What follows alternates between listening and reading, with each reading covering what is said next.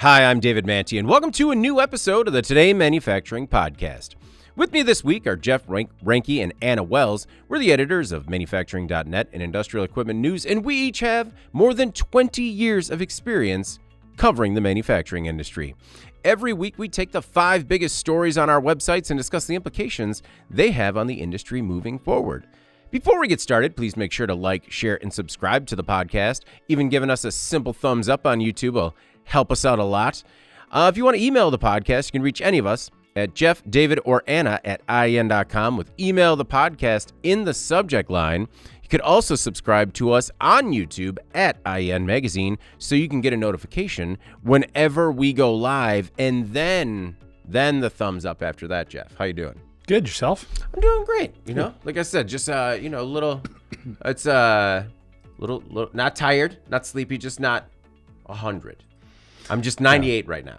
What's your caffeine level? Because that usually dictates the volume more than anything else. Yeah, no, I was I was bringing the caffeine level to the limit, but I understand that there is, once you reach that peak, then diminishing returns tenfold. Anna and I are well aware when you're over caffeinated. Yeah. What? It impacts the pitch as well. Yes. That should be mentioned. I mean, I would understand that. Yeah. No, I mean, I'm caffeinated. No, you seem pretty even. Yeah. I think we're okay for this one. Okay. Sometimes I need to edge down a little bit. Yeah. Don't worry about it. I'll bring it. Here, hold on. I'll get it ready. All right. Bring the noise. No, you're good. You're good. Anna, how you doing this week? Don't bring the noise. Doing fine. I went to a trade show yesterday, so I'm like, even though I was only there for one day, I have the trade show slump today. Oh, yeah. I understand that. Any interesting tchotchkes? I didn't take any tchotchkes, although I took a can of mints that were not very good at being mints. I'm going to be honest with you. Yeah, was it like were you just like sucking on aspirin? Like sure? Yeah, at first it's like it's keeping it a secret that it's a mint for a while. And then at some point you had to get to the minty center. Yeah, at some point you're like, "Oh, that's what this is for." Yeah. Well, sorry about that. You should reach out and just be like, hey, it was a pleasure meeting you at the show. Your mints are a drag. Yeah, your mint game is off. I mean, you got to make sure, when you're planning all the things for the trade show, you have to quality control the merch. I agree. You know what? Get into those mints. And I apologize for my inflection. All right. Before we get started, we have a word from our sponsor. This week's episode is brought to you by Red Zone. In today's manufacturing environment, challenges are evolving quickly, and businesses that aren't taking proactive steps to mitigate them are falling behind. With that, businesses are desperate to target OEE, overall equipment effectiveness, while improving staffing and turnover, controlling costs, and enhancing culture. In this exclusive video, hosted by Anna, Claremont Foods discusses some of the exciting ways in which manufacturers are leveraging the latest tools to make productivity gains. So, watch Claremont Foods shares the secret to OEE right now. There is a link to that video in the body copy as well as in the live chat. Our first story this week. Rivian reportedly laying off 600 workers. Electric vehicle maker Rivian will lay off approximately 4% of its workforce.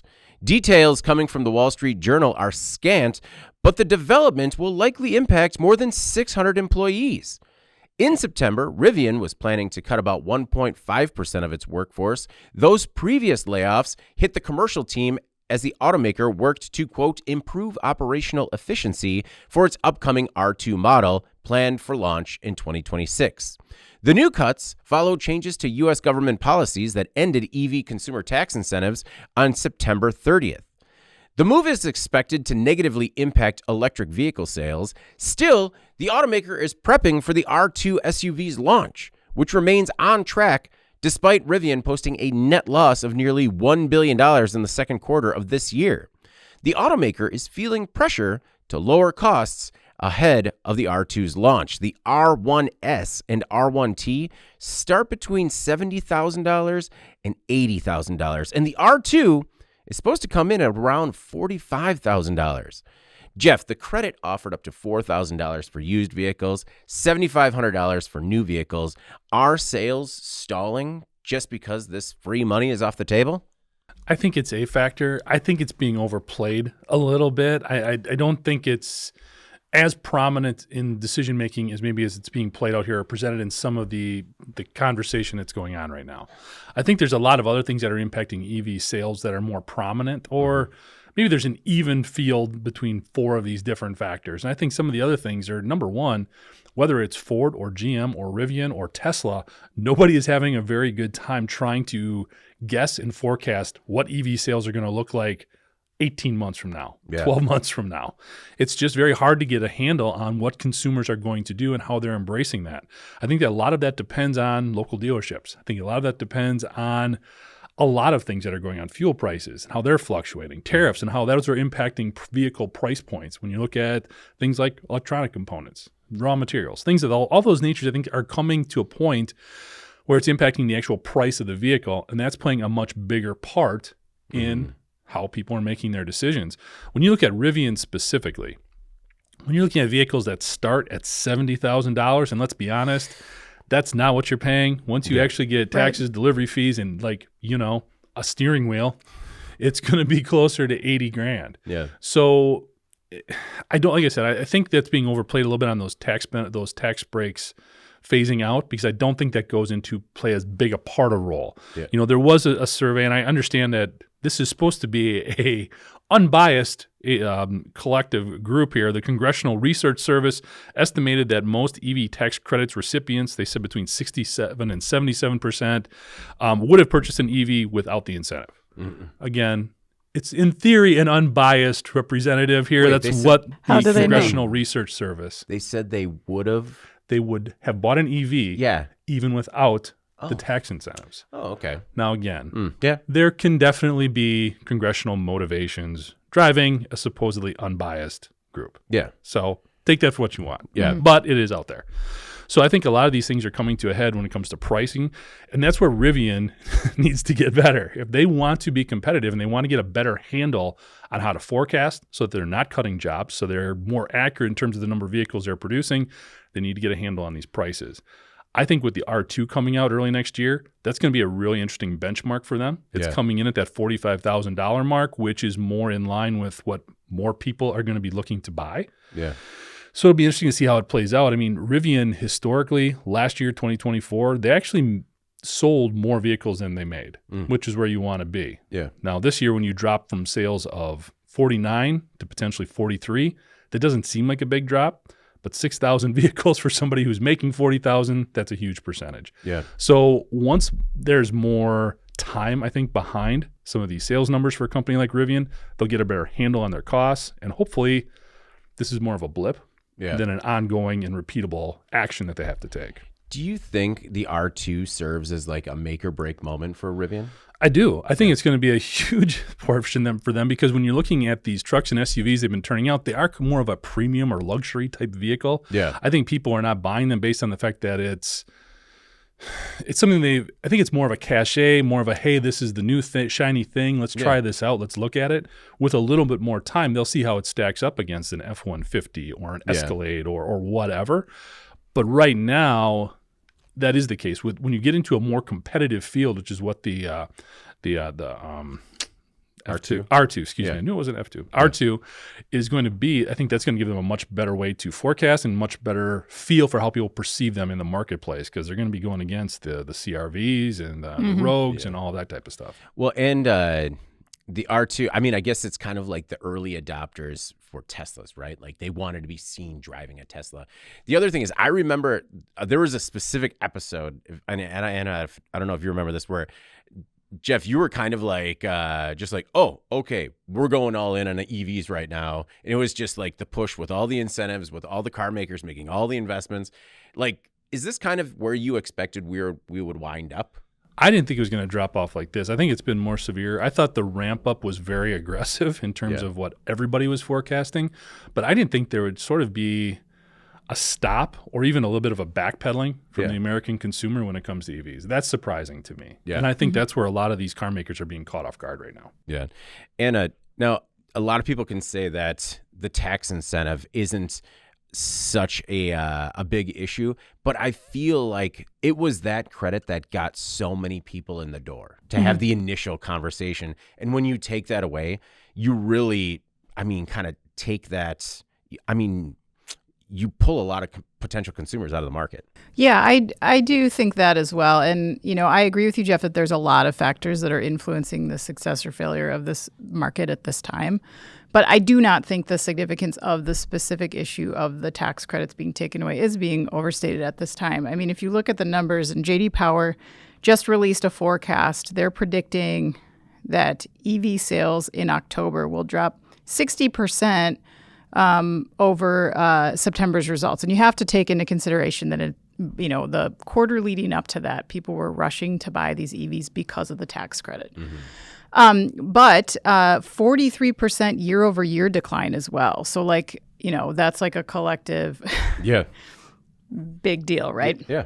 And I think that 43% is speaking to some of those other issues. But I do think that if you look at what those tax credits were for, they were a bridge, right? Like a bridge between these cars reaching price parity with an ICE vehicle. So they were not giving people necessarily a cheaper vehicle, but they were giving you a vehicle that costs about the same as what was on the market because these automakers had a lot of costs invested in developing the vehicles. Yeah. They were never meant to be there forever. It was never meant to be a permanent feature of buying an EV. Yeah.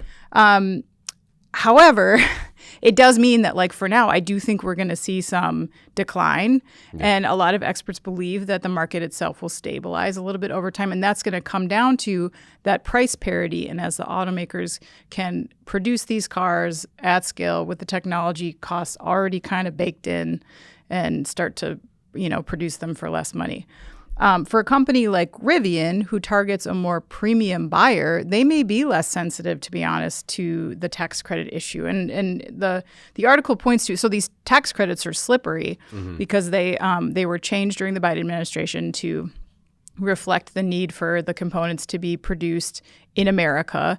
So some of it's about battery content, some about is where it's assembled, and I think Rivian fell kind of in the middle. They were not eligible. Those vehicles were not eligible for that full $7,500 tax credit. They did find a loophole where people could lease them and still get the full credit. And a lot of automakers all use that. The other ones all use that. So certainly they have to kind of get around that. That's what people were used to paying now for these premium vehicles. But they may be a less price-sensitive customer in the end. So I agree that I think maybe for Rivian, this is a blip, because for them, you hate to see layoffs, but at the same time, you want to see them get ahead of a potential slump in the market. That doesn't mean, again, that it's a forever thing. Yeah. I think it was meant as a bridge, but I feel like we're only halfway across it. Maybe we needed that bridge a little bit longer. I'm not saying that it should be done. No, yeah. I'm just saying that I'm just continuing on this bridge. The bridge. No, I mean, I agree that the market is not yet mature. Yeah. And there's still some, if you want to get them on par with ICE vehicles, we're not there yet. Yeah. But they're getting close. I mean, a lot of these vehicles are getting close. Well, but you guys we tend to be on maybe a little bit different side of this. Are you surprised that the consumer hasn't embraced EVs in a greater level than what we've seen so far? No, because I do feel like there is a large percentage of the public that's kind of just make me, when it comes to buying into an EV. And I feel like I'm right on the line in terms of it'll probably be our next purchase. But I do think that it's like in anything, people are fine. This is the way we've always done things. I'm not going to change until you make me. For me, it's more of an issue of, I think, the cycle at which you buy a new vehicle for some people is very long. Like the average vehicle on the road right now is 12, 13 years old. Yeah. So you have people that are hanging on to vehicles for 10, 12 years. EVs haven't been that's the market in the last 2 years is when you've had a lot of options at decent prices. So I just don't think it's been long enough for everyone to be even in the decision-making point to say yes or no. And then I also think there is in my opinion, a lack of large SUVs, minivans, family cars that have the kind of range that people feel like I could use this as a primary vehicle. Yeah. So so I think between those two things, I think that is a lot of it as well. That's my opinion, but well, I mean, we also saw this this week from GM. GM cut 1,700 jobs in Michigan and Ohio. 1,200 of those were at an all-electric plant in Detroit. 550 of those were at the Ultium Cells battery plant in Ohio. Did you also catch the note where CEO RJ Scaringe picked up a new job? A new role? No. So in the memo to employees, first of all, he said that they had to make the cuts to, quote, profitably scale our business. And that sounded so familiar to me. That's exactly what they said at Virgin Galactic right before they cut 200 jobs. Exact same phrasing. But with the cuts, Scaringe is also taking on a new role. He is going to be acting as Rivian's interim chief marketing officer. So as the company searches for someone to fill that position for the first time, that one kind of like stood out to me because I couldn't believe they didn't have that yet, especially with this R2 coming up and being so make or break. But I don't know. Does that surprise you at all that he's just like, and I'm going to be CMO too, just a little more to the plate? Well, it's kind of interesting to me because I've been looking at this sort of on the periphery. Marketing in the automotive sector is much different than it's ever been before. They were so reliant on national TV advertising for everything. Yeah. And now with consumer trends changing, more streaming, people are fast forwarding through ads, it's just harder to get messaging out there. Yeah. So for him to take on that role or for them to not have had that previously, I guess I'm not surprised just because it's expensive, it's difficult, there's a ton of competition. For him to announce that he's taking it on is a little bit weird. Yeah. But I don't know. What did you think, Anna? Surprised about that at all? He's like definitely made himself the face of the Rivian brand. Like people know him at this point. He's very media savvy. So I could see him thinking like, I'm pretty good at this and I'm happy to manage it. Like he talks to the media a lot. He's like the opposite of Elon Musk, you know? Yeah. Well, I mean, but maybe he has the same mentality where he's just like, I'm out there a lot. I'm very visible. I'm just going to keep saying the name a lot. Maybe. One commenter, Randon, says, we traded our Rivian for a Cybertruck due to the service experience. Apparently, the overall ownership was quite rough, whereas Tesla has a stronger, more reliable service network. Oh, I haven't heard that one before. And Teco says, I can guarantee you that they will fire low-salary workers, hire a, quote, super efficient emergency team, and pay them double what they save on those 600 people. They reported a quarterly loss of $1.2 billion. Even if each fired worker made $100,000 a year, that will be only $60 million in savings a year. Something is going on here. Beware of their stocks. Ooh. I don't. Well, Teco, you keep a pulse on that. And you report back, please. Let us know. Yeah. No, we're on it, too. We'll do it together. Our next most popular story, a bit of an odd one this week, the 6-pound case that wants to change how you use your phone. It started as a lark when Matter Neuroscience taped a phone to a 5-pound dumbbell. Then, testing proved real science behind the satire. So now, the company has created a 6-pound phone case, precision machined from stainless steel and compatible with most iPhones. The design channels first-generation mobile phones. It's basically a big steel Zach Morris phone meant to recall a time when phones were tools and not crippling addictions. Matter Neuroscience designed it to be a physical reminder to reconnect with your surroundings rather than your screens. Traditional attempts to reduce screen time, from digital lock boxes to app limits, often fail because they're really easy to override. Matter Neuroscience took a different approach, making the phone hard to overuse with an unapologetically cumbersome design. This case has a 2-part design that screws together, but it is not cheap. 63 Kickstarter backers have already ponied up $210 to buy one, and the team says that's just their break-even point. Well, specifically, it's $209.15.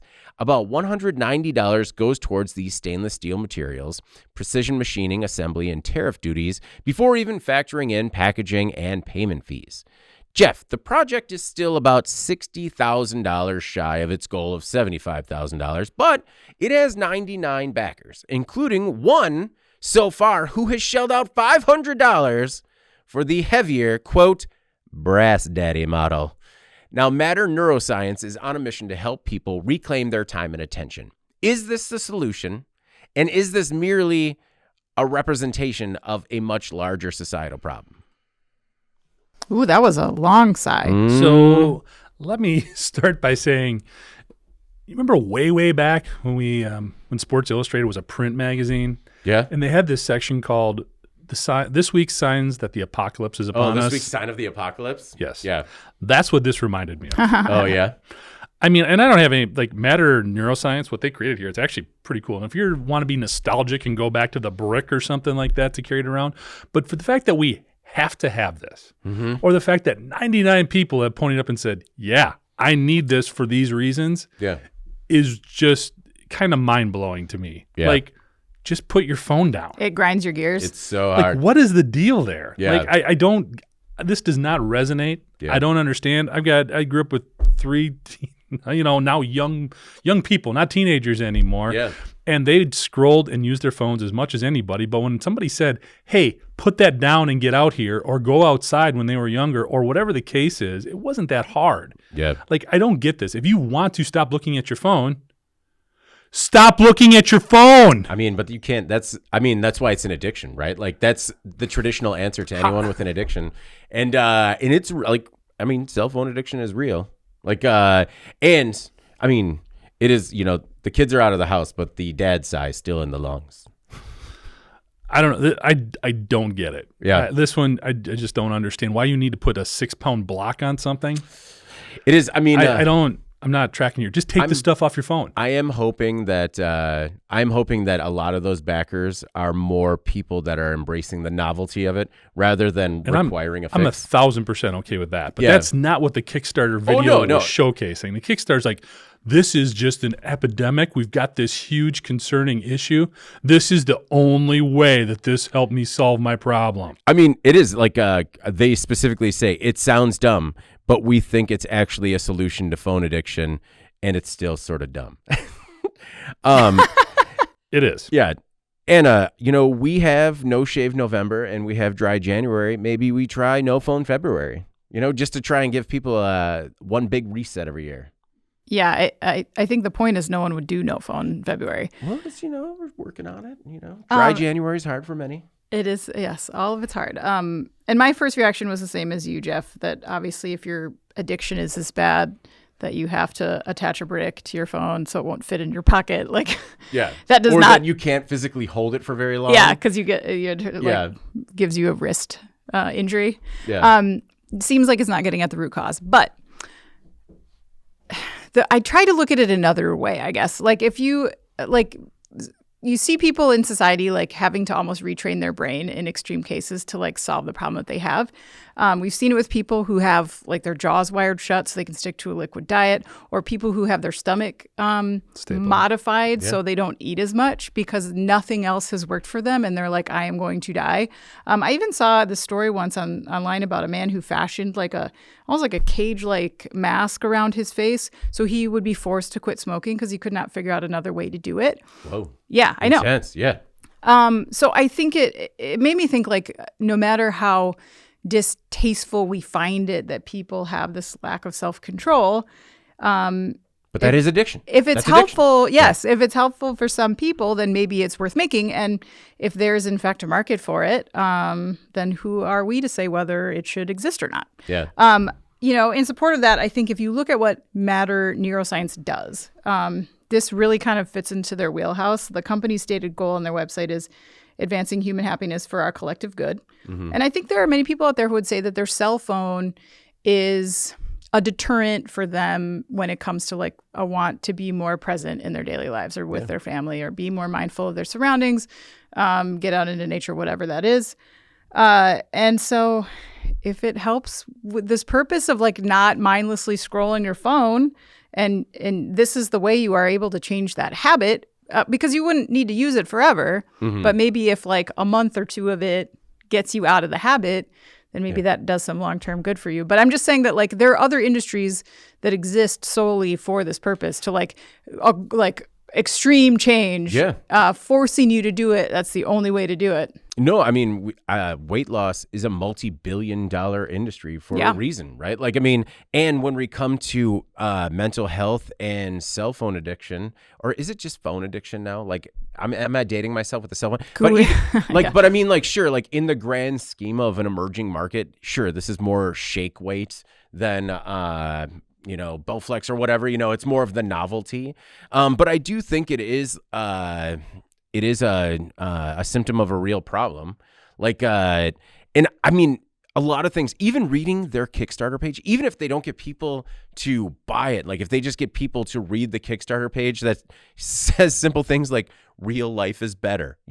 This is what your brain looks like when you're on a picnic. This is what your brain looks like on your phone. And I do like the idea of this, doing the project for the greater good. And I like, even looking into some of this, I had no idea that there was something called nomophobia. And nomophobia affects apparently 70% of people that experience anxiety when their phone battery is low. So it's this condition of not, like, the fear of not having your phone. As of 2024, Jeff's never let his battery get low. I can see his face right now. He's he's never gone below 80%. Refills anytime he gets to a quarter tank. As of 2024, there are over 6.8 billion smartphone users in the world. And within the population, 6.3% of them have phone addiction, which sounds small, but that's still like almost 500 million people. And like, I'm really rounding up there. It's like more like 400 million people, but 428 million people with phone addiction. Like, talk about just an emerging market for design and manufacturing. Yeah. Jeff is not convinced. No way. To get brick phone. What if you could just, rep it out with one of these? If I could what? Like, because like you're just doing some curls. Oh, like get some exercise? Yeah, just doing some curls. That's true. It could double. Could double as exercise.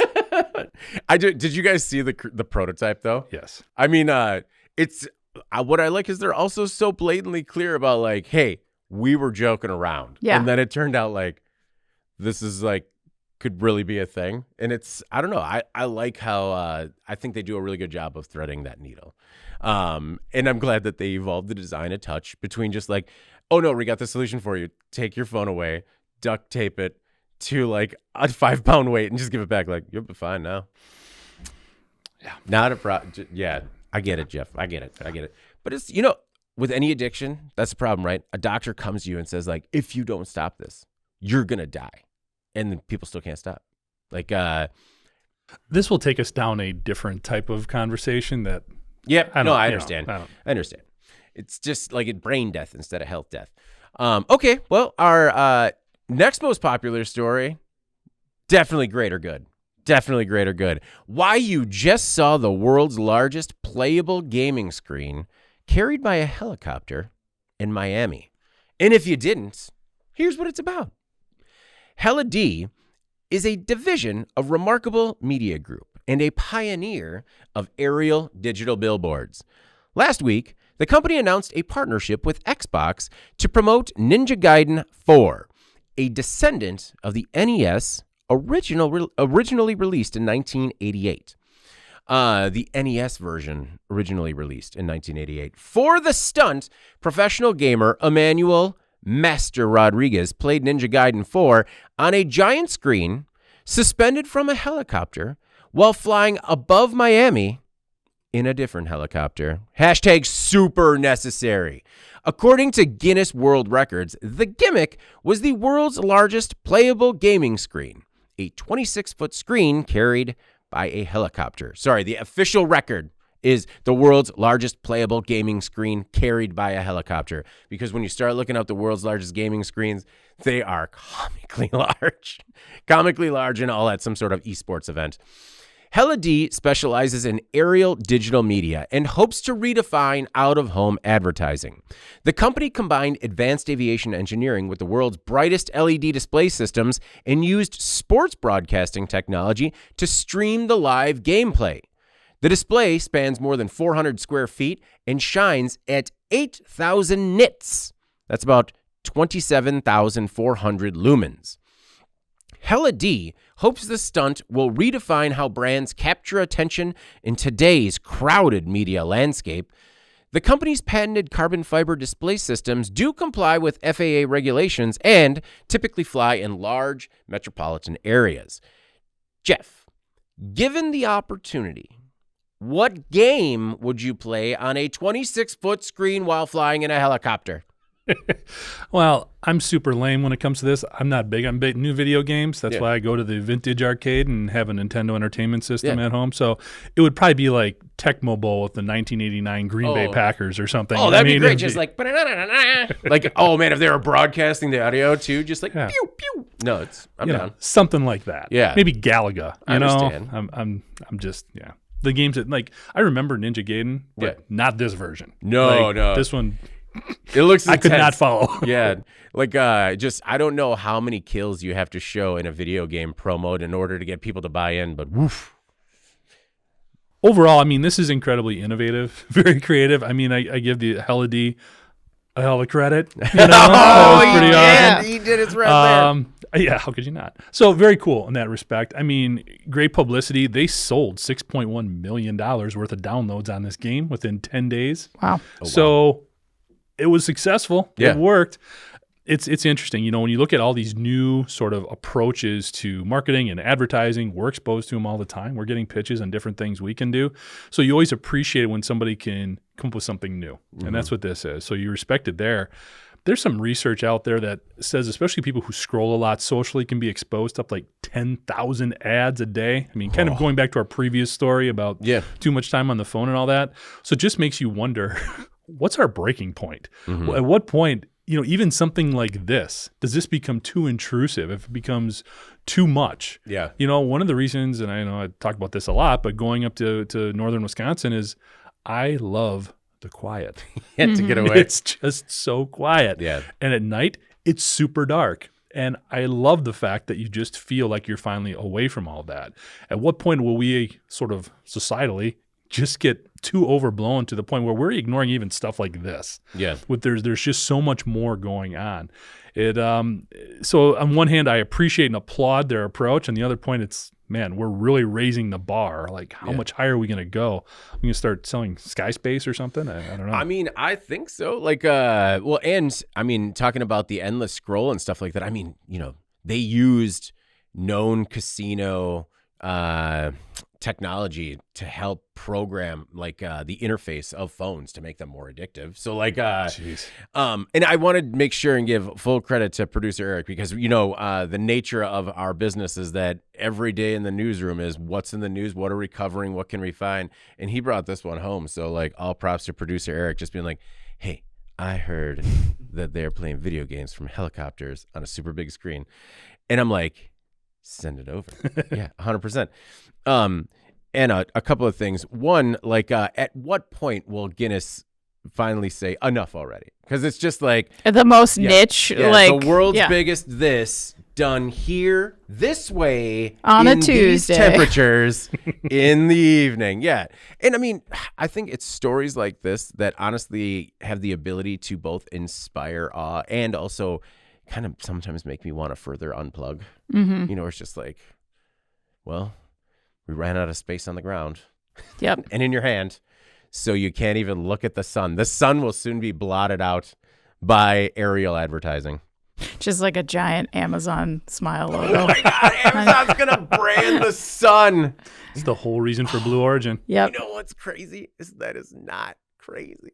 Like, you could totally see that. Just like a huge space station shaped like the Amazon logo, positioned in front of the sun.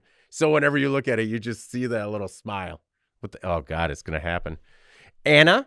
Okay, maybe that's a little down that dystopian, Way to go, Anna. Dystopian rabbit hole. But you know, you led me there. maybe there are some opportunities outside of what we call traditional advertising. Yeah, maybe. And I think you were touching on some of the right stuff, things I was thinking about as well, which is that their prospective buyer for a video game is probably this perpetually online person, like very digitally savvy.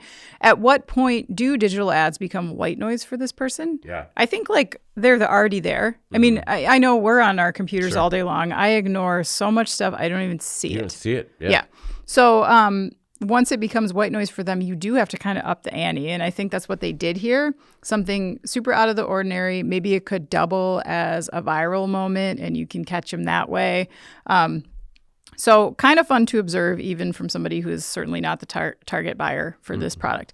I do feel like it's not super practical from a cost or environmental perspective. I mean, there's a lot going on here in terms of fuel and emissions, and then also the cost to operate. So obviously, I don't see this as a sign of things to come necessarily. This feels like more of a one-off to me, promoting something very unique. It was just super timely that this was when this video game came out. Otherwise, it just doesn't make sense. It would not be worth it to do it this way, right? No, yeah.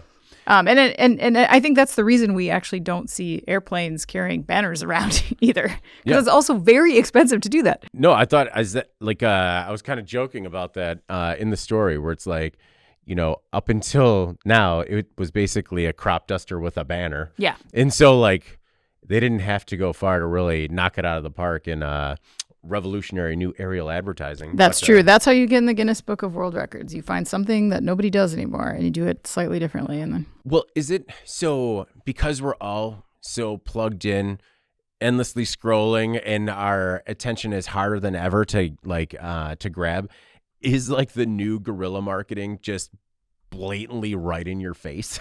Just like, because, you know, you used to try and like sneak these things in there to like get people to associate with your brand. Like, can you not do that anymore? Like, you can't put those little nuggets out there. It's just got to be like, here's our brand in your face. Look at nothing else. I don't know. I mean, if you look at what marketing is now, though, it is like trying to force its way into your life with native content. You find often when you're online, you're being advertised to when you shouldn't be. You're reading something and there's this kind of a secret message couched in there. I'm not trying to sound like a conspiracy theorist, but you know what I'm saying. They put it at the top of the article just to note that some of the links in this article we will make money off of if you click through and buy. Or like whoever you like on TikTok that's an influencer, how are they getting paid, you know? Yeah. So all of that is like part and parcel with what advertising has become. Yeah. So maybe they do need to like be at your beach day and you have to see it in the sky because you do. Well, and you see it in your professional life. Like on LinkedIn, I clicked on a video about a trade show, and when I clicked on it, I looked at the URL, and it was =, the person's name -- campaign. And I was like, oh, it's not even... Oh, she's just selling this thing. She doesn't really care. I think it's going to come full circle. We're going to get to a point where we do get burned out and marketers realize how burned out people are. And all of a sudden, print advertising is going to become appealing because people are going to look to something like that as an escape and just getting information without being bombarded with all these solicitations and being like a print magazine. I can take this just everywhere, just like I can a phone. And it's not people shouting at me all the time. I mean, did I talk about that conversation on the podcast yet? Where I was like at an industry event with representatives from a printer, and it was, you know, Gen Zers who worked at this company saying that they believe that there will be a reemergence of print media because, you know, it used to always be like the news that was fit to print. And so it's like there is a higher value associated with the content on the printed page because you went through the effort of creating it, printing it, like paying for it, and that there is this inherent like higher quality to it. I don't disagree with that, but so the people who worked for the printing company told you I understand that there was going to be a resurgence. I'm just where okay. The information was coming from. I do understand, but it was just that she raised that point, and I was like, well, I never thought we would be going back that direction. Got up there that time. I'll put the coffee back. Well, I was just, part of the story was, I mean, to your point, Jeff, I was like, are we just out of surfaces on land? And it like, and then you drive into the office and you're like, we might be. Yeah, we might be. However, this is like still an emerging market. According to the business research company, the aerial advertising market will grow to $7.29 billion this year and is expected to grow to $9.41 billion by 2029. They attribute this growth to advancements in drone technology. So we're going to see drones flying these things around now, aerial LED displays. I mean, and actually just what do they call it? Like instead of a fireworks show, they drew the drone shows. Mm-hmm. And I mean, it'll just be drones in the shape of your brand.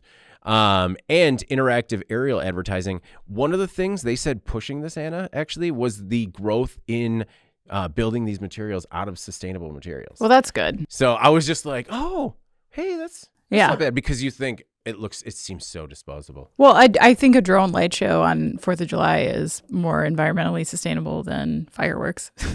Like there's all kinds of ways that could be used. Yeah. And I appreciate you giving us the display quality in knits, because that's what I usually. I know. I wanted to put it out there because I didn't want to be like use lumens and everyone's like, oh, we're doing knits now. We're doing knits now. And I didn't know. Don't I thought, you know? I figured I was the last one on the knits bus. I was just like, oh, an 8,000 knits, which people know about, right? Mm-hmm. But no, and the article kind of goes into, it's crazy when you start thinking about how, it's like, remember when commercials got crazy loud on television? Where and it was a huge disruptor. Well, now ads everywhere are just getting brighter. And so like outdoor displays are getting brighter, so you can see them even in the highest glare of the sun. Like 8,000 nits, like your TV is like 100. Or no, it's like 500 to 1,000. So it's just, you're constantly bombarded by all these nits. How many nits are my TV? Your TV is like 500 nits. Depending on when you got your TV, maybe it's 1,000 nits. I feel like you don't know as much about knits as you are trying to lead on. He knows knits and math, Anna. I'm becoming a knitspetician. I believe that's the science of knitsology. Looks like it tops out at around 350. Yeah. Knits. I like to see your source. All right. Well, our next most popular story this week. Former employees reopening Shuttered Gunite factory. The facility has been in Rockford, Illinois since 1854, when it was known as the Eagle Foundry. Now, a 619,000 square foot plant on 41 acres, the site has a gray iron foundry and machine shop that makes brake drums for the commercial vehicle industry. Until recently, the plant was owned by the Gunite Corporation. In 2024, Accuride, Gunite's parent company, filed for Chapter 11 bankruptcy. Without a buyer or investor, Accuride had to close the factory in February 2025 and laid off about 327 employees in the process. While the company did exit bankruptcy earlier this year, it transferred the facility to a liquidating trust. But in a stunning turn of events, 4 former employees bought the shuttered facility and plan to restart operations as Rockford Brake Manufacturing. Rockford Brake Manufacturing believes it can be profitable, citing new anti-dumping tariffs, Section 232 tariffs on trucks, and increased costs on all imports. The 4 former employees formed a partnership and pledged a $6.6 million investment in the site. The company plans to initially bring on 150 employees, many from the original workforce, and expects to double headcount in the next few years. Rockford Brake makes 85% of its products from recycled materials and ensures full recyclability for all its finished goods. Local municipalities even use the foundry's byproducts as de-icer for the roads, fill dirt, and concrete material. The company already has more than $10 million in commitments from truck manufacturers and distributors, and received support from stakeholders as well as financial incentives from the state of Illinois. Their specific Edge for Startups program. Anna, it is a, let's call it familiar story, if anything.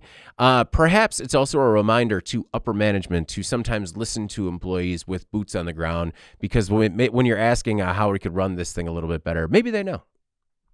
Yeah. I mean, I think this story hit home for me and probably for all of us when you consider that we had an experience with some similarities here. The company that we previously worked for went bankrupt, and we had the chance to buy some of its assets, including manufacturing.net. Yeah. And kind of get a second chance to grow those brands again. And I think in some cases, and I can't speak to Gunite or Rockford because I don't know, but sometimes you do have a group of dedicated employees that really understand the business, and nobody's listening to them. And of course, this is like this is not like hard and fast rule, but sometimes you have a board that is stocked with like former executives and private equity stakeholders that have never actually run those production lines or designed the products. And maybe the decision makers are there or they're on the financial side and they don't actually have hands-on experience with the products. So I was heartened to see that the folks that are taking this project on now were like engineering, IT, plant floor, operations, like the people that were really doing it every day. Yeah. Because I do think that having that kind of hands-on experience suggests to me that maybe they know ways to run this facility more efficiently or maybe more profitably. It will be interesting to see what happens now. I am not full bore 100% like this is Slam dunk? I just don't know. Proceed with caution. I mean, we've, on the one hand, like we've talked on this podcast before about how the tariffs will provide some opportunities for some winners in certain markets. Yeah. If you're on the side where you think you're going to do well here, which they obviously think they will, good. I hope that works out with this company. However, we do know that this situation seems to be evolving, and there's been a lot of fluctuating scenarios, a lot of changes to what's taking place. So I worry about companies that are investing like whole hog in responding to the tariffs, because I just don't know if they're forever tariffs. Yeah. I don't know like how many changes we could see. We've seen so many changes already in the last 6 months. Yeah. So there is that potential there. I also think like not knowing exactly, I wish I knew what caused the collapse, because it could be that there's things that they don't know as well about like why this was not a cost competitive company. Maybe it was a problem with the parent company, only and not this other company. So we'll see what happens. It'll be interesting to watch. I wish them the best of success here, but we'll see. And we've seen that all the time, right? Like when you're part of a larger parent or, when you are beholden to stakeholders, banks, people come calling and you need to hit numbers. And if you don't, you're no longer worth keeping the doors open. Right. And whereas you could see, for workers saying like, hey, we can make this business work. And I mean, it could be because there's no way that, or in my opinion, I don't feel like all of a sudden they're like, hey, tariffs, we can make this work because of tariffs. I think this is something that was maybe in the works and they knew that they could be profitable, especially as a small business. That's kind of how things were with us when we acquired the assets. A lot of the reason those assets went bankrupt was because people were like almost nonsensically running them, right? And they had to hit numbers that were unattainable, right? Whereas it's like, well, no, if you hit the attainable numbers, like it's still a very lucrative business. It's just, anyway, I don't want to get too deep in the weeds there. Jeff's already like having flashbacks. I can see it. I do, but before we get too deep into it, I wanted to shout out the 4 people that brought this thing back. So there's Brandon Bauman. He's the director of operations. He worked at the facility for 3 years before it closed and will serve as the on-site lead. There's Scott Henderson. He's the operations manager who worked on the foundry floor and in management. Mike Brandy, engineering and IT manager, worked on the engineering group for 24 years. And then Tim Davis, he's the superintendent and worked at the foundry for 26 years. He started as a material handler. They've hired Paul Wright to come on as CEO. Jeff, one thing for me, and I understand that there are a lot of unknowns in this sort of competitive market, but I don't know if you saw any of the video from this facility, but I mean, this is your traditional hard work, dirty job, foundry, coming home, like this is hard work. And it's like, I mean, it's a unique set of skills, but it's also, I think it's incredible what these 4 people did to kind of potentially bring back some jobs in Rockford. No, I think it's really interesting, and I mean, I hope we check in a year with them and, all the things that they have aspired to have been realized. I'm going to start with some of my concerns, okay? And we'll get into it, and please don't mistake that everybody's rooting for. I mean, we want these guys to do extremely well. When you went through the list of individuals that have come on board as far as those four main stakeholders, you saw a lot of operational expertise and experience there, which obviously is important. Leads me to believe there is no way that they are not attuned to product quality and the right way of making these brake drums. Yeah. And the actual products and the production of them probably goes without question. I would have loved to have seen somebody in sales, marketing, market development, somebody who knows to get out into the marketplace and has these relationships with all of their big suppliers and customers, distributors. Doesn't mean those folks aren't on board. Doesn't mean they don't have them. But right now, they're not being positioned as sort of one of the faces that runs the place. And I think that could be important when you're starting out in a marketplace where you're going to be fighting against guys like Continental, Federal Mogul, Brembo, TRW, these huge across-the-line type of automotive suppliers that are going to be really, really tough when it comes to price. And again, one of the things, in looking at Paul Wright's LinkedIn post, he actually had a great post on LinkedIn talking about how excited he is to be back with Rockford Brake and back in this industry. It looks like previously they may have tried to provide a lot of things that were outside of their area of expertise and sort of expanding the line.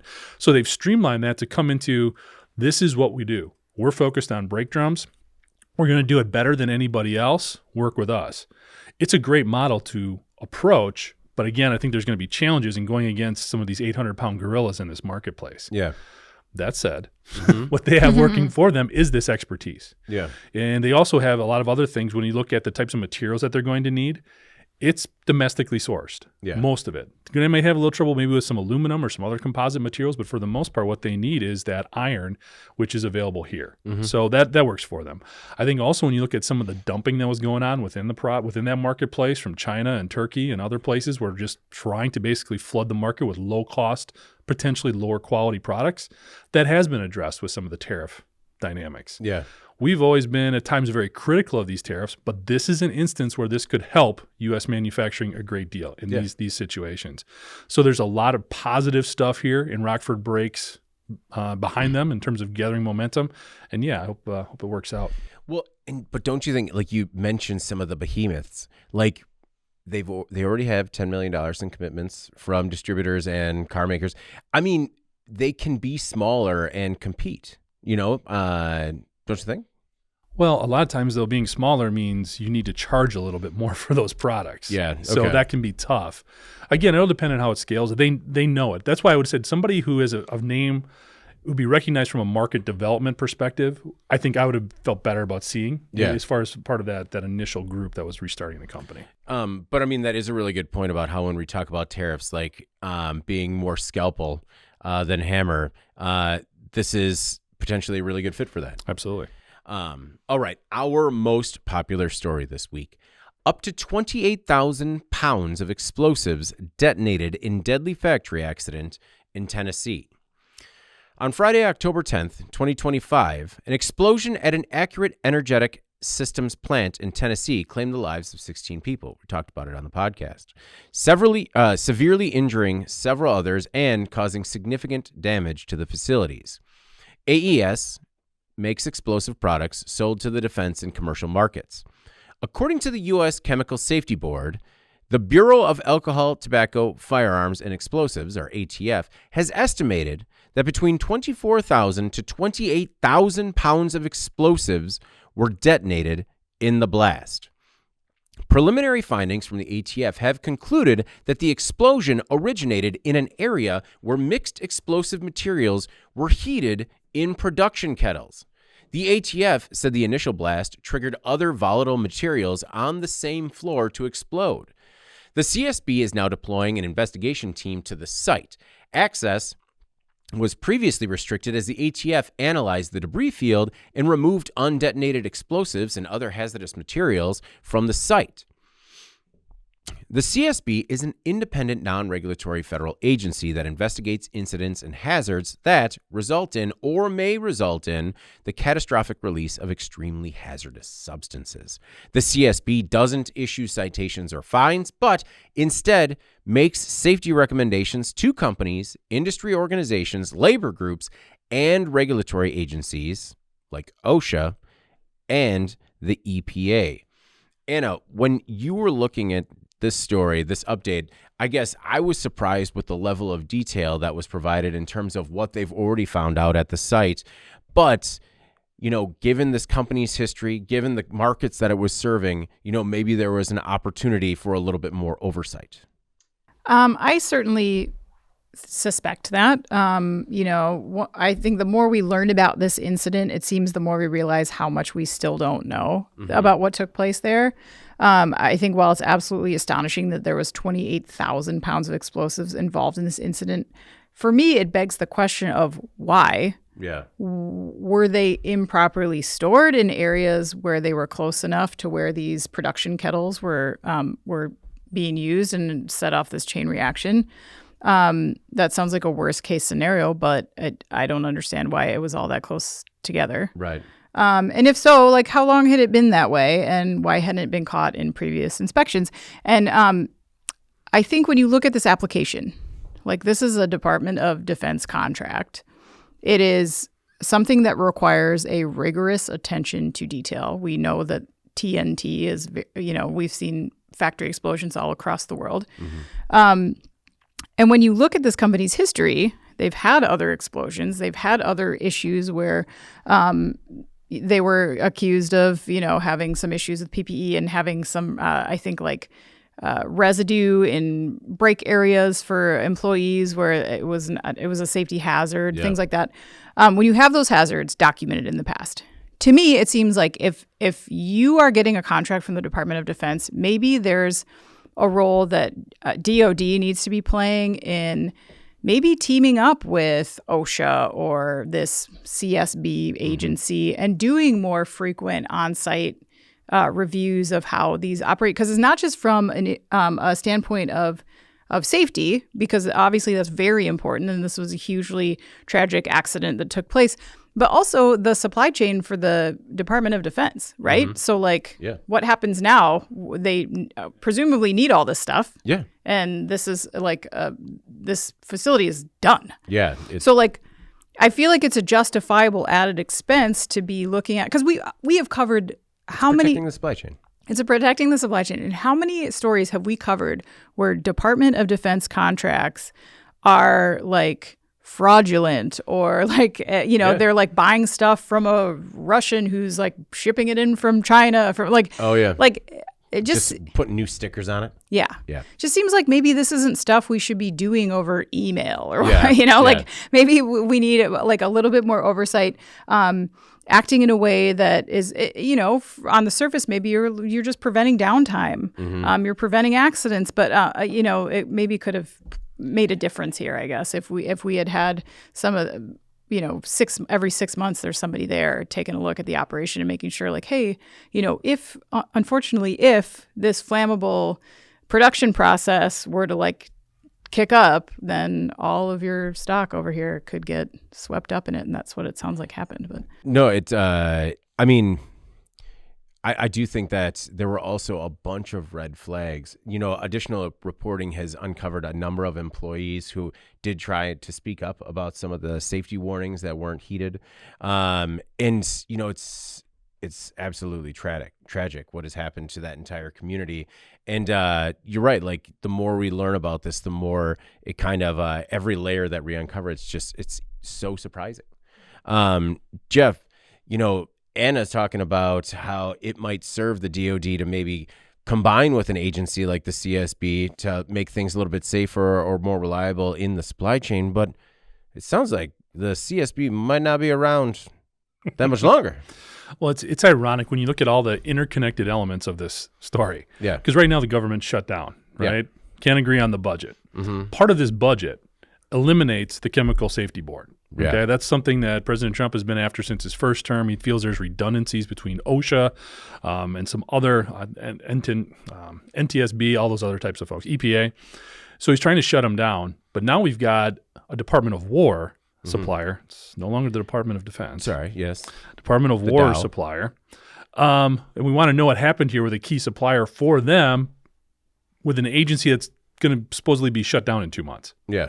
So a lot of weird stuff going on here. And just talking about the Chemical Safety Board and the work that they do, one of the first times I became familiar with them was the Imperial Sugar explosion. Yeah. If you remember that one. Oh, yeah. Also, I believe, down in Georgia. I thought that was so much longer. Well, I mean, it was like 2008, though. Yeah. Yeah, like I guess it seemed like it was much longer ago with what happened, but like that's... And that became prominent because that really put a lot of dust explosion and safety concerns on the map, what happened there. And a lot of that was triggered by investigations from the CSB. So in terms of validating their significance, really, as tragic as this is for the CSB, and if you're advocating for them, it comes at a time where they could sort of highlight the significance and importance of their organization as well, which I would agree with 100%. I think this is somebody that we need out there. They're a non-regulatory body, but they are there to provide as much insight and expertise into all of these types of incidents as possible. So they are the NTSB essentially for these types of plants and these types of facilities. Yeah. And when we talk about the redundancies and OSHA and the EPA and everybody else, those agencies are already way understaffed. Yeah. So we've got what's being described as one of the worst industrial incidents in the world, in the U.S., being conducted by an agency that is operating on emergency funds right now because there's nothing in the kitty for next year. Yeah. Something seems off here. Yeah. I think we need to fix that.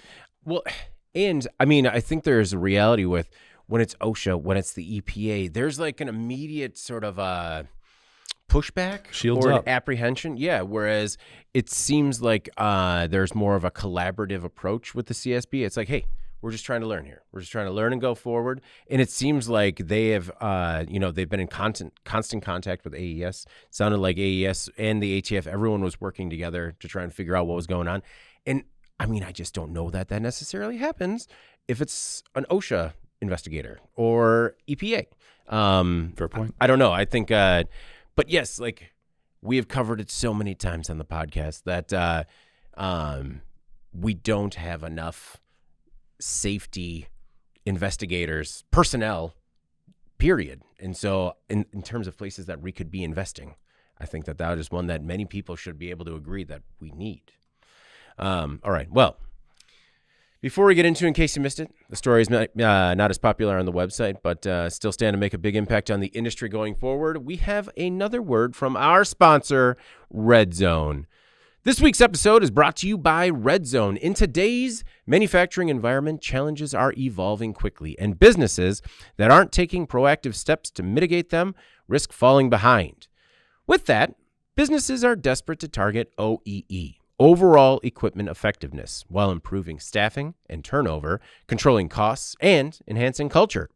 In this exclusive video, hosted by Anna, Claremont Foods discusses some of the exciting ways in which manufacturers are leveraging the latest tools to make productivity gains. So, watch Claremont Foods shares the secret to OEE right now. There is a link to it in the body copy. There is a link to it in the live chat. Oh, right. In case you missed it, stories not as popular on our websites like Industrial Equipment News or Manufacturing.net, but still stand to make a big impact on the industry going forward. Anna, what do you have for us this week? I selected a story titled Wearable Robots You Can Wear Like Clothes. It's happening. It's happening. It's happening.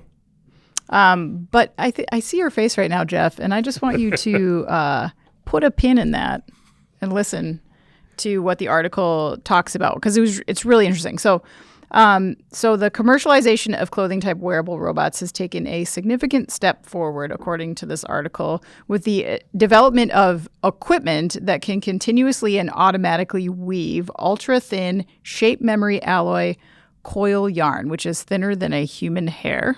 Very cool. Into Always is. Yeah, always thinner than a It's human hair. always- Yeah. People get hair, you can't say like nanometers, just say hair. I'm not criticizing. It's Yeah. just, it always is. I don't know what the knit level is on this. They didn't say that. Well, it depends on if you are a blonde or brunette. So the machine weaves this coil yarn into lightweight and flexible fabric muscle, and it's suitable for large-scale production. So using this technology, the Korean research team developed the world's first clothing-type wearable robot. They say it weighs less than 2 kilograms, and it simultaneously assists the elbow, shoulder, and waist, reducing muscle effort by more than 40% during repetitive physical tasks. I chose the story because, well, two reasons. One, because it feels like a great sequel piece to the initial tech breakthrough when I first read about this, and I don't know if we ever talked about it on the podcast, but this idea has been kind of planted a few years back, at least, this idea of using fabric to help augment a non-ergonomic process, for example. More functional clothing. Exactly. So, and I think we discuss prototypes on this podcast often and proof of concept type stuff. But in this case, it really addresses the question of scale, which is always the question, right? Like, can it work in real life? Yeah. And they have made this equipment that can produce it in large quantities. So that's a cool step too, if you ask me. The other reason I was drawn to this is simply because in the manufacturing industry, there are a lot of non-ergonomic activities that take place, and that's a problem that is perpetually in need of solving by manufacturing business owners, which is, how can you make the job easier for people? And then when you look at the talent crisis that we're dealing with right now, I feel like how many companies would be so glad to change their job description from must be able to lift 50 pounds to something that casts like a bit of a wider net. You have folks who are going to be turned off from manufacturing careers because they feel like they're too physical, or maybe they're an older person and they're kind of in the twilight of their career and they don't want the drama of that or the harshness that they feel like that will bring to their body. Or if you can help with that, I think it's actually going to make a big difference for companies if you can make that like a useful piece of their uniform or what have you. So I thought that it was an interesting story for those reasons. No, I completely agree. And I think that there was this initial excitement around exoskeletons and what it could mean for manufacturing workers. But then there was sort of the onerous process of getting them on, making sure they were on correctly. I mean, I remember being at IMTS 2 or 4 years ago. I can't remember which one, but they were putting an exoskeleton on me. And once it's on, it's like, this is incredible. And it's like, are people going to put this on and take it off all the time? I mean, but it's still cool. This, we're talking about a jacket, right? Like, I mean, think about that where you have a dock worker that just puts on a jacket. There's no weight belts, anything like that. I mean, there is a part of me that definitely thinks that this is bridging a gap until more wide acceptance of humanoid robots or other robotic applications. But then there are also incredible applications when it comes to medical applications and helping people maintain a better quality of life, even as they do get older. Because I know, like, hey, we had that first dodgeball game this week, and I mean, I could use a couple of wires in my clothes helping things move right now. No, there's no performance-enhancing clothing allowed. Yeah. What are you doing? You trying to break the rules? This is after the event. Although, I mean, we'll sneak a motor or two on that shoulder.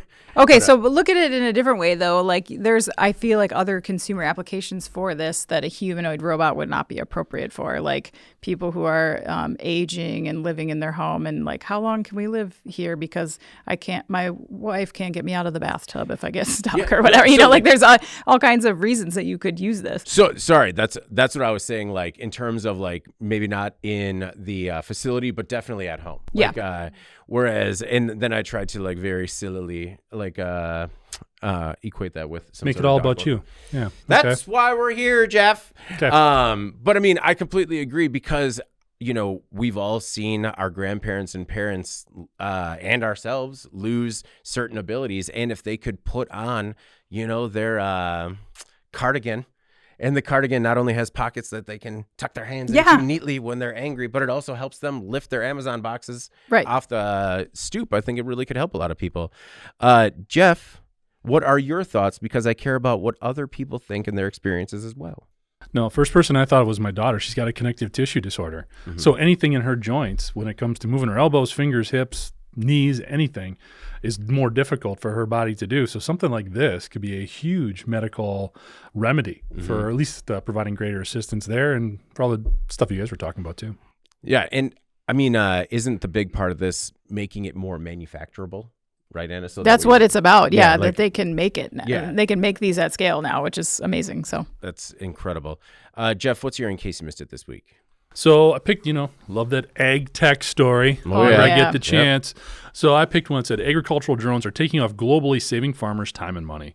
So we've talked about the use of all this new technology on the ag side. This article went into a little bit more detail on some of the applications when they talk about some of the things that have grown. Common uses for drones on farms are now spraying crops, spreading fertilizer, sowing seeds, transporting produce, dispensing fish feeds. That's a different one. Painting greenhouses, monitoring livestock locations, goes on and on and on. But what's really interesting here is there's a part of this article talking about technological leapfrogging. So historically, most ag tech, like tractors, for example, spread from higher income countries to middle, then lower. Yeah. But with drones sort of having a little bit lower entry cost, it's actually starting in some of the lower economical countries or lower tech companies or countries who maybe wouldn't afford the autonomous tractors or the software for monitoring field situations.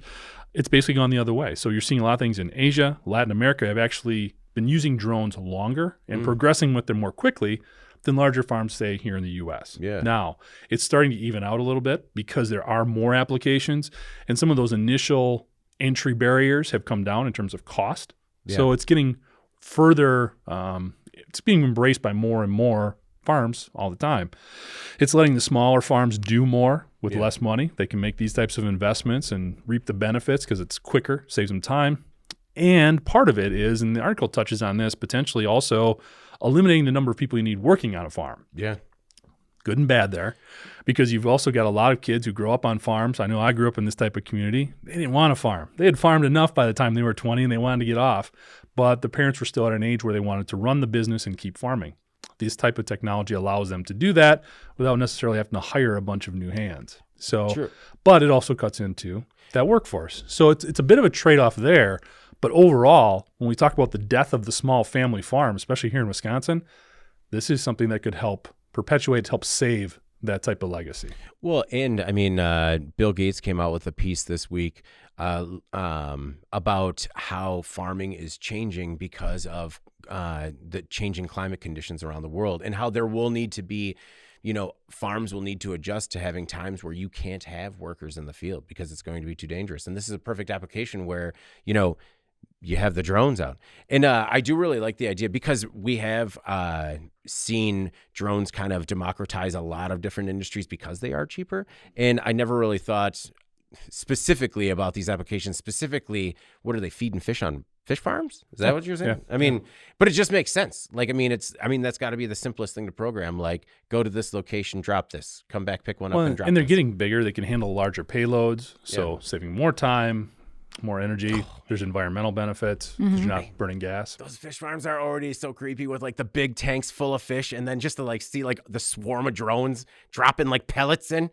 I don't know. It's like real. So innovative and, my goodness, kind of scary. Anna, what are your thoughts on ag drones being found in more applications?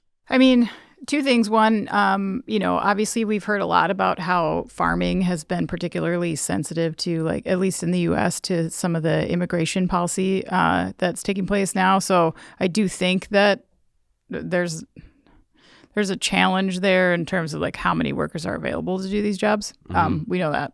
But like maybe 1.2 million workers that might be not there anymore. Right. So, and people being afraid to come because they're afraid of, So that's a challenge, of course. But the other thing I was thinking about is like, and this is just me, I don't know, thinking back, like, so every time there's a new wave in technology, I feel like it's covered AI. And all we can see is like the worst case scenario. Yeah. Do you remember when drones was that? Yeah. Like drones were like everyone was just picturing this sky full of drones and like the drones like taking photos of our faces and like the police state peering in our windows and like shooting at us and stuff. Yeah. This is what drones are being used for. Like this is also being used for. Yes. Joseph? David. Yep. Just don't be dramatic. I'm not being dramatic. I'm being realistic. We had those things, and now we have this thing. Jeff got his. Never mind. Do you have like drone birds in your yard looking in your window? Well, birds aren't real. They are drones. Here we go. No, I'm just messing around. That was You just low-hanging fruit. Cannot wait to serve those robot overlords, can you? No, I'm going to be the one standing up to him. No, you won't. Yes, I will. No. No, and but I mean, you're right. Like, let's hope that we go down the same path with AI in some form or another. So my story that I picked this week is not necessarily going to impact the industry going like forward in the distant future. It's going to impact it tomorrow because I picked a story about how statistics say that trick-or-treaters may bag more gummy candy than chocolate this Halloween. So like, yeah, it's going to impact your tomorrow or 3 days ago if you're downloading this on Monday. So today, candy prices are trickier than ever, especially on the treats. Global cocoa prices have more than quadrupled between January 2023 and January 2025 due to poor harvests in West Africa, where 70% of cocoa is produced. Chocolate candy is a lot more expensive as a result. Chocolate Halloween candy in the U.S. costs an average of $8.02 per pound in the 12 weeks ahead of October 5th, while non-chocolate candy costs an average of $5.77 per pound. I mean, that's a difference of, more than 2 1/4. Like, it's a significant difference. So what does this mean? Well, it means that like I'm likely dad taxing more licorice whips than O. Henry bars this Halloween. Maybe a flash frozen licorice whip with a sour bite, giving new evolving consumer tendencies. But I thought this was interesting because it just shows how the candy and confection industry is changing. According to the AP, last year, 52% of total volume of Halloween candy sold in the U.S. was made of chocolate, and that is definitely changing this year. In the 12 weeks ending October 5th, chocolate accounted for only 44% of the Halloween candy sold in the U.S. Americans spent $7.4 billion on Halloween candy in 2024. This is according to the National Confectioners Association. And that 18% of all candy sales last year were made for the holiday. So I'm interested to see what the impact will be this year. I'm interested to see what the experience was because I feel like the last few years, it's definitely been like, take 2, take 3, take whatever you want. Like people are giving it away. The few Halloween events that I have been to, there has certainly been more gummy and fruity candy than chocolate. And there has certainly been a bit more of a hand on the, you get one. And then it's like, no, I'm going to get one for my brother. Where's your brother? Point him out. It's just, people are getting a little more stingy with it, which is not necessarily bad, but it is going to, Anna, likely impact your tomorrow and the tomorrows of many other parents on the podcast listenership. So I don't know if you had a chance to check out this story, but or whether or not you've scored your Halloween candy for the year. Like, are you going more chocolatey, more fruity? Which way are you going? So my kids like the fruity stuff. Mm-hmm. So I like to have a lot of that on hand because then I can trade them afterwards for what we have left. That's a good call. For what they get in their trick-or-treat bucket that they don't want. Because typically they don't really care about the chocolate stuff. Mm-hmm. They just want like the whatever rainbow. Really? They want Skittles, Nerds, like Suckers, those Trolley Bright crawlers, the gummy worms, or whatever. Those are the favorite. Like, are they into the flash frozen candy yet? Because oh my goodness. Oh, the freeze-dried stuff. Or freeze-dried, yeah. Mm-hmm. They're aware of it. They are fans of almost all rainbow candy. That makes sense. I did appreciate that your reference was an O. Henry bar. That was like so David to pick the candy bar that no one has eaten in 20 years. We were just talking about like what our top 5 candies were. It was a great conversation starter in the car and it was going so well. I was with a group of parents and I'm like, so what are your top 5? And they asked me and I'm like, O. Henry with a Isn't bullet, that just number a Snickers 1. bar? It's a better Snickers bar. But yes. So that's why Snickers is number 2. But I mean, I grew up in Burlington, Nestle Town, Chocolate City, USA. Right. So, a lot of O. Henry bars. No one calls it that. That's what it's known as. I gotta look. There's Chocolate Fest. I mean, so anyway, and you're welcome. How about the licorice whip? Peanuts, caramel, and a fudge coating. That's what O. Henry is? Yeah. Have you not had an O. Henry? I don't think so because they're very good. Yeah, they're delicious. I will order a case right now. I haven't even seen this yellow wrappered. Really? Wow. I mean, not recently. Certainly, they are. All right. They're tough to find, but delectable. Jeff, your thoughts on the state of the candy industry. My kids would have been really depressed because they were the exact opposite. They like the chocolate stuff way better than the other stuff. Oh, really? Yeah. So even though I think I said this before, like I used to weed a lot of that stuff out. I let them Yeah. keep like the Sour Patch Kids and the Sweet Tarts because those they really liked. Yeah. But I didn't get any, real fighting when I took away the Starburst and the Skittles and all Yeah. that kind of crap. I can take Reese's peanut butter cups, and nobody cares. I'll pay your kids for those. Yeah. Yeah. No, it's like we'll put a bounty on them. Yeah. But I mean, Jeff, you talked about how the back to school market will be kind of a good understanding of where we are economically. I feel like sales for Halloween could also be another one, just because we have seen consumer spending habits change. Yeah. And while the reporting on that is at a bit of a standstill right now, I know that anecdotally it seems like people are certainly spending a lot less. Halloween costumes were so expensive this year, too. Yeah. I think especially we were talking just in the office about food prices and Oh, how yeah. that's gone up. So yeah, when you're looking at, well, this is more expensive and bread is more expensive and lunch meat's more expensive.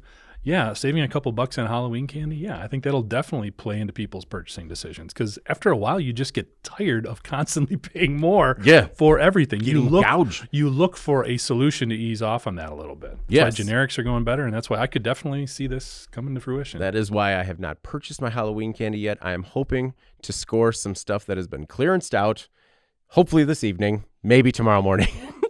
I'm going looking for a lot of orange and yellow tags at stores. I would another free advocating for Costco. They're always good. Oh, yeah. Okay. Oh, okay. Yeah. So I haven't been able to go to that store because of my impulse control problems. Fair. Before we get out of here, we will do our final thoughts for this weekend. Anna, what's your final thought? So my final thought actually was also about Halloween candy. My husband and I have the same friendly debate every year about whether or not we have enough Halloween candy. Oh, yeah. And I usually buy like round one. And then he tells me, that is a terribly low amount. Yeah. We won't make it through the first hour. Yeah. So that's where we are today. And then he told me today that it does not look like enough. So I told him we can get more. That's fine. But I just want to put this out there and say that after Halloween, we will have a lot of candy left. I know that for a fact. Yeah. So that's my prediction, is that we are going to make the same mistake we do every year, which is overbuy at the last minute in a panic. Yep. And You then, don't want to be that family. You don't want to be like the first. You don't want to be the one that still has candy at the end, but you don't want to be the one that's empty first. yeah, somewhere in the middle. But yeah, we're going to miss it on Yeah. both sides for sure. Because the issue with us is, we go trick-or-treating with the kids and nobody wants to stay back because, well, it's fun to look at all the costumes. Really, you just want to see your kids running around, Right. And so we don't have, I don't want to put up the sign that says like, come on, take one. And I'll put like the sign in, like maybe I'll draw an arrow to the ring, just like watching you. Take one. But I don't know. Are you guys like, how do you go about it? Is it just like, here's the candy, go for it? Yeah, we put the bowl out, and then the kids usually make a sign that says, "Boo, take two." Oh, very nice. Yeah, and it's a ghost. Yeah. And that usually works. Although, but it's a ghost. yeah. The boo part. I'm glad you explained that. That's good. And it's a picture of a ghost. Oh. And then we do run the risk, of course, of somebody like dumping the whole bowl. But usually kids are with their parents, so Yeah. it doesn't often happen. No, that I find that typically happens. You get the like 5 to 7 crowd. If you leave it out there for like the 8 to 9 crowd. Yeah, then that's kind of on hopefully you. they'll cash it out. Yeah. But I guess I'm gonna change my final thought to: if you have never had an O. Henry bar, you should seek one out and eat one. But I 'cause it is can't delicious. seek one out without a time machine because I don't think they're available. They're not discontinued. I don't know. Like, No, they're all there. No way. I just, I've not seen one in the recent past. Well, Doug, what does Doug say? Doug says Challenge accepted. Doug says the challenge is buying earlier in the week when the selection is good, but keep from breaking into it and having a couple. I know, Doug, and 100%. I Doug. bought mine like 2 weeks ago, and I hit it, and it's just been like safely there, and now I got to go buy more, and it's going to be a terrible selection. Well, that also played into the like, I'm just gonna gamble and go tonight and see what I can find because I know whatever I bring into the house maybe half of it is left. Maybe. You know, I mean, just because you want to take fives and the Reese's and the Snickers and the O. Henrys. And I mean, the O. Henrys aren't going to make it. The Good Bars, no way. Take 5 is my favorite. It's so good. And there's always only like one ever. Well, I also like that, you know, I can be at like a neighborhood party and you can bring up something as simple as like, what's your top 5 candy? And you can burn through like an hour and a half of debate. And it's just like, you know what? Yeah, keep it simple with the conversation here. Jeff, what's your final thought this week?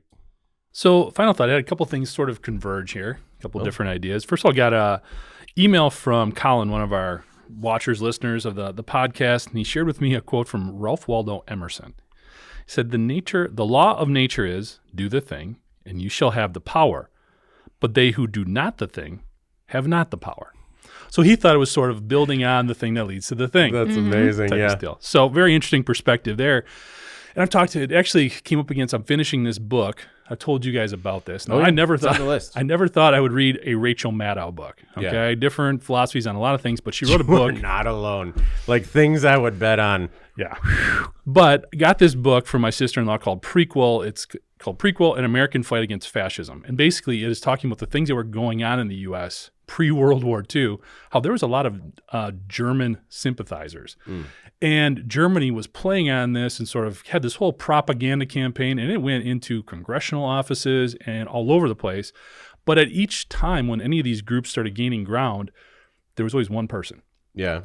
One person who said, I see what you're doing, and I don't like it. And they did something about it. Mm-hmm. And at every one of these instances, and sometimes it cost these people a lot of money, a lot of time, maybe their position, whatever they were, but it was these activists, these business persons. At one point, it was a direct mail marketer who actually caught on to this and raised the flag and sounded off about it. But when I thought about this in conjunction with this quote that was shared about, but they who do not the thing have not the power. Mm-hmm. So basically, if these folks hadn't stood up, the thing that leads to the thing would have been very negative and very bad. So whenever we talk about we've used that in the context of product development and different technologies, but there's also another part of that. The thing that leads to the thing can go beyond that. It's concepts, it's feelings, it's taking care of people. And it's also about shutting down some of those bad things that can also take place. So free plug for Prequel by Rachel Maddow. Check it out. But also, Colin, thanks for the quote. It, like I said, kind of hit me in a couple different spots. Well, and also having the courage to, I mean, in a moment say, no, I'm not okay with that. I mean, because just one voice can mean a lot. Yep. Can be heard very far. And Doug, actually, a recommendation says that if you like the book, you should listen to our podcast, Ultra. It is excellent. Oh. If that happens, let me know. No.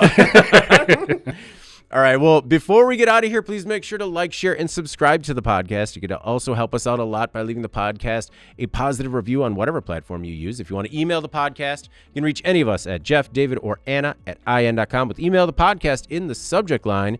You can also subscribe to our daily newsletter. Make sure you get it delivered to your inbox first, and subscribe to us on YouTube at IN Magazine so you can get a notification. Give us a thumbs up when you're there whenever we go live. All right, for Jeff Ranke and Anna Wells, I'm David Manty. This is the Today in Manufacturing podcast, and we will see you next week.